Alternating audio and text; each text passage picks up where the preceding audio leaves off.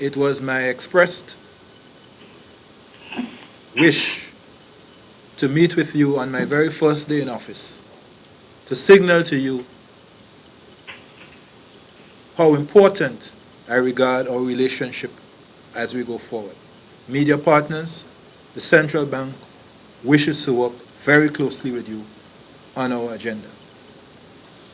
But before I continue, let me again reaffirm how humble I am to have been asked to take on this assignment at this particular time. And I thank the Monetary Council for the faith and confidence reposed in me. I also wish to acknowledge the colossal contribution of my predecessor, Sir K. Dwight Venner. Sir Dwight has served the region long and well. His is an illustrious career, and I have been fortunate to have benefited from his guidance and wisdom over the years. And in many ways, on regional matters, he has been a mentor. And so I, on behalf of the bank, I again express my deep, deep appreciation for Sir Dwight's contribution and wish him the very best in his well-deserved retirement. And I'm sure as we go forward, there will be ways and means for us to honor the legacy of Sir Dwight. I want to also acknowledge the people of St. Kitts and Nevis, the Federation of St. Kitts and Nevis. Since the arrival of my family in the Federation just about a week ago, I have found the people very warm, very welcoming, and very generous with their advice. And for that I am grateful and I say thanks. I have arranged this media session today to signal my intention, our expressed desire and commitment to work with you, our media partners, in this tenure. And I now want to share with you some initial thinking on a new vision for a new era at the Eastern Caribbean Central Bank. Now, we had proposed to do this via a video PowerPoint presentation. Unfortunately, as you're well aware, we have some internet challenges, I'm told, across the region. And therefore, I'm going to resort to speaking to some of the issues. And as I speak, I believe my colleagues are making some copies available to you of that presentation. So my intention is to very briefly share some initial thoughts with you on our new vision. And then, of course, we would open the floor for any questions. I do also want to acknowledge the presence of the Financial Secretary, the Permanent Secretary, Minister of Finance of Anguilla, Dr. Aidan Harrigan, who is accompanying the Chairman, Chief Minister Banks today.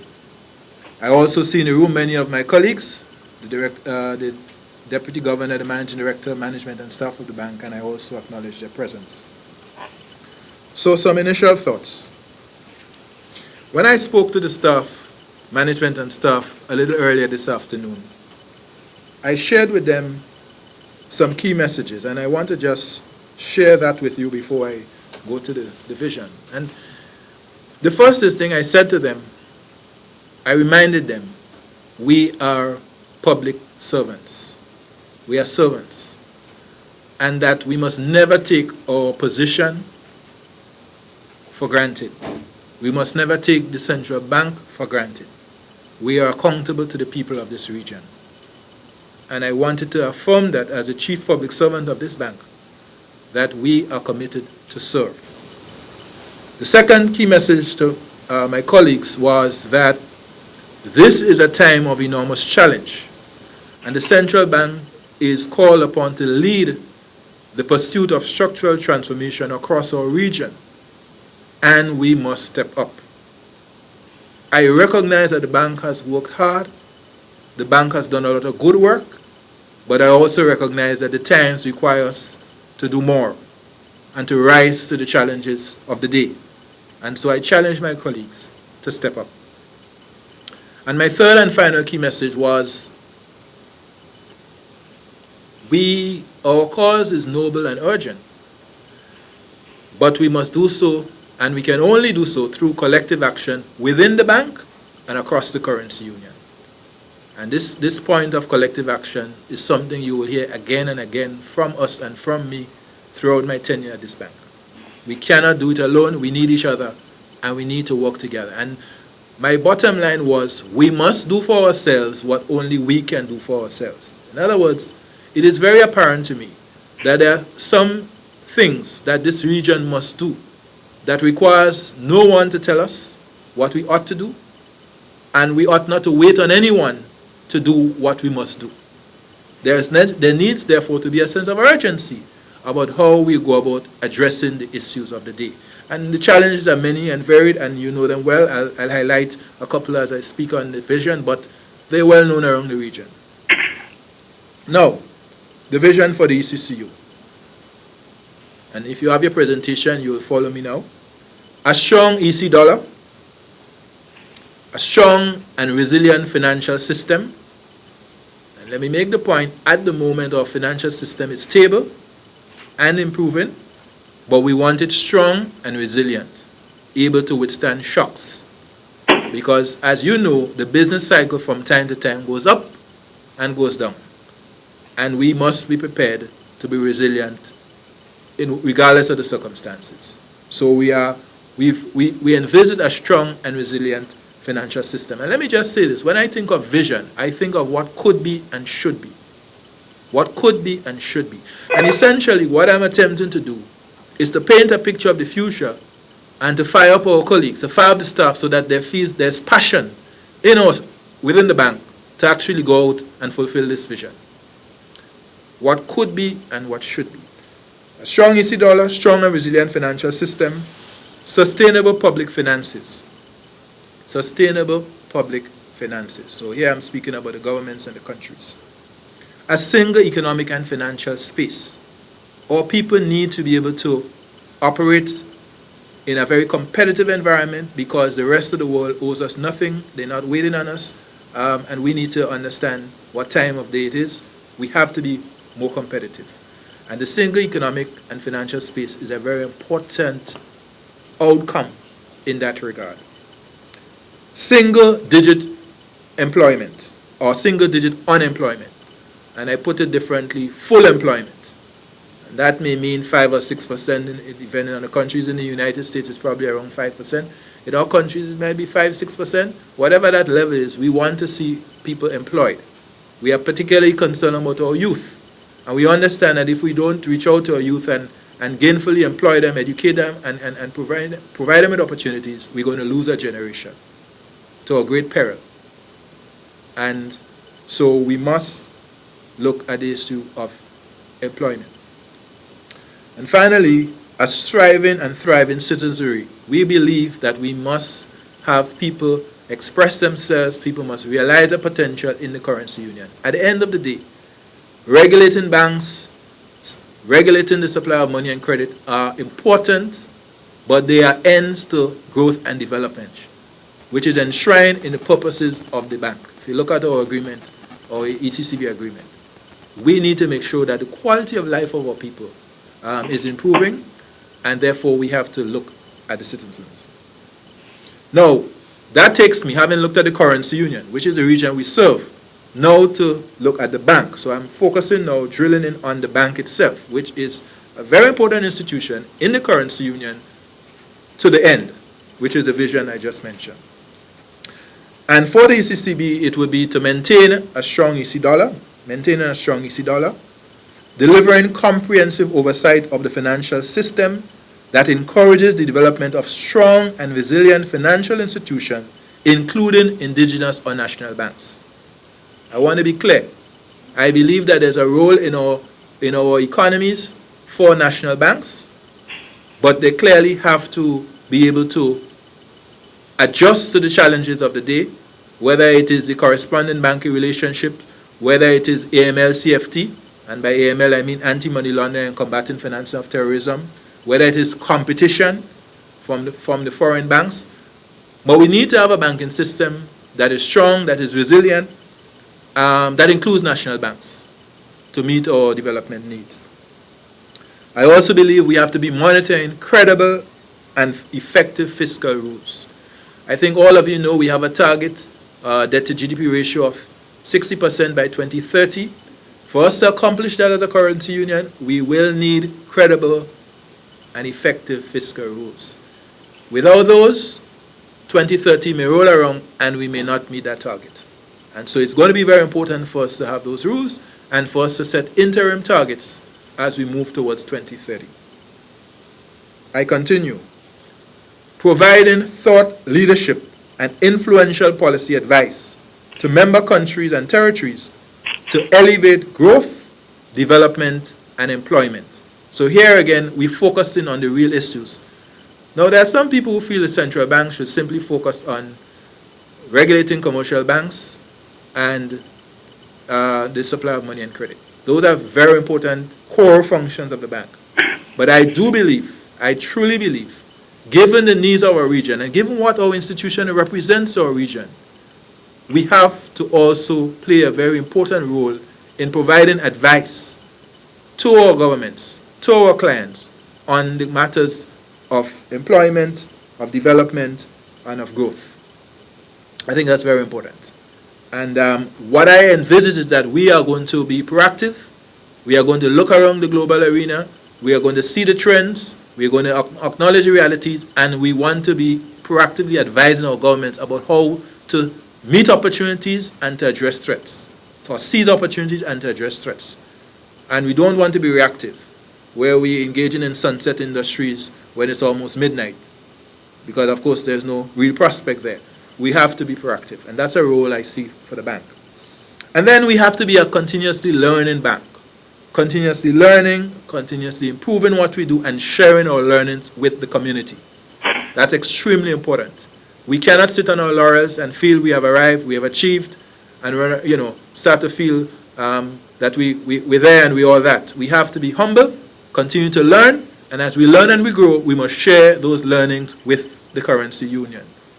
I believe right now there's a lot of good research that goes on in the central bank that never sees the light of day.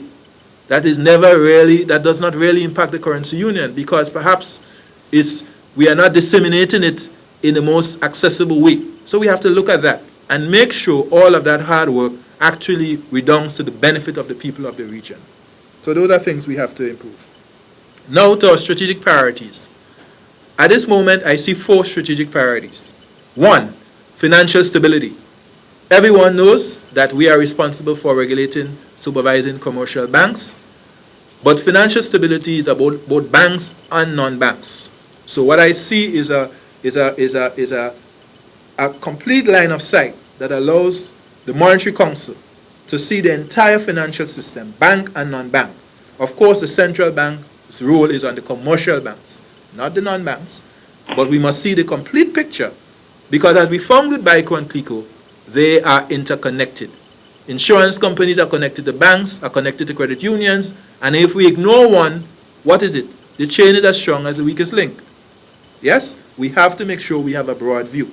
But the central bank, of course, primary responsibility in the area of financial stability is the commercial banks, and that's where we will be focused. Fiscal and debt sustainability.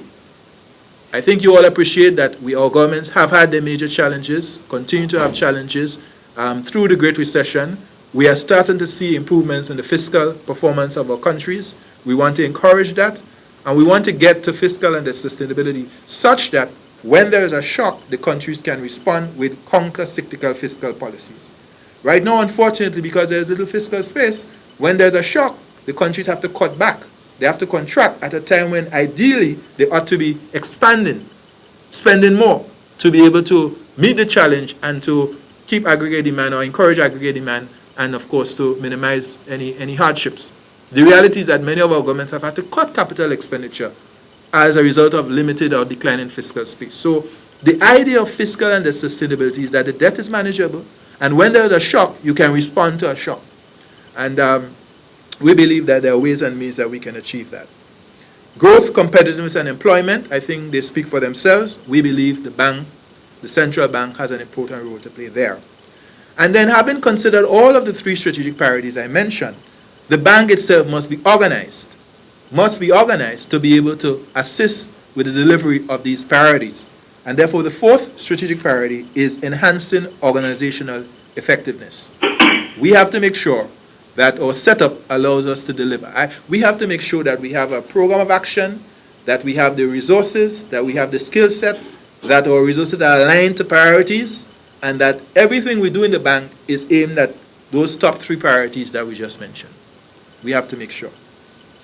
Our mantra, I'm almost at the end, our mantra.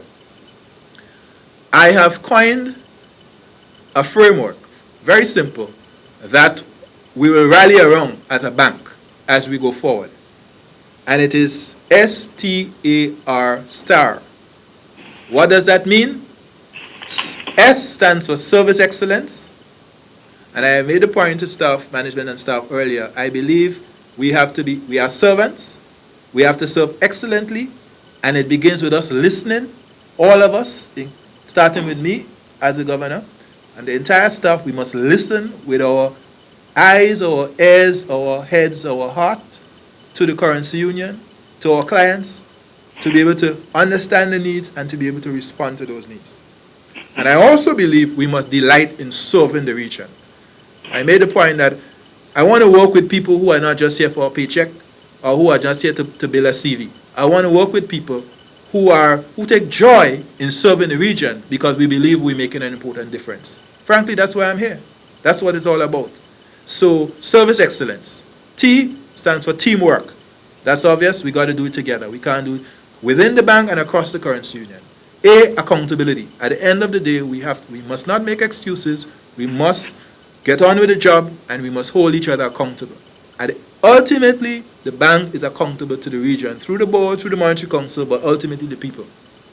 And R stands for results. So that's going to be our mantra. Service excellence, teamwork, accountability, and results. Finally, I want to say a word on media. You are here because I believe you are a very important partner. And I'm reaching out to you today, and I'm signaling to you that we want to work with you very closely. We will have periodic media engagements, such as we have today. From time to time, we will provide briefings on various issues where we get to present, you get to ask questions, and we have discussions. We are going to be launching, very importantly, a podcast, which says Inside Finance. This is Inside ECCB. Inside ECCB, where we're going to open up the bank and help people to understand what it is that the central bank does. Because I must tell you that a lot of people know of the bank, but they do not know the bank. They do not understand what it is we really do. And I think it's very important, not just that we be transparent, but if we're going to be able to build support across the region for our reforms and our initiatives, people have to understand our role and understand how they can help us to be a strong institution to serve them. And therefore, the matter of, we're going to be launching a podcast called Inside ECCB. And that is going to be weekly. And I'm looking forward to that because I believe it will play a very important role in really energizing the region about a lot of things and providing a lot of information for citizens and our business people and our students and our academia and various people. And finally, we are going to do some workshops. From time to time, we are going to arrange to have some workshops. Sometimes we will initiate, sometimes you will signal to us you would like a session in a particular area, and we are going to work with you because we also serve you as media, even as you serve us as a region and as a bank. So those are some initial thoughts. I've given you a slimmed down version. I gave the staff a more detailed version, including program of action. But I thought I just wanted to give you some preliminary thoughts on a new vision in this new era, and of course to invite you to partner with us in this regard. So I'll stop here, and of course if there are any questions, then I'm happy to try to assist you with those. Thank you very much.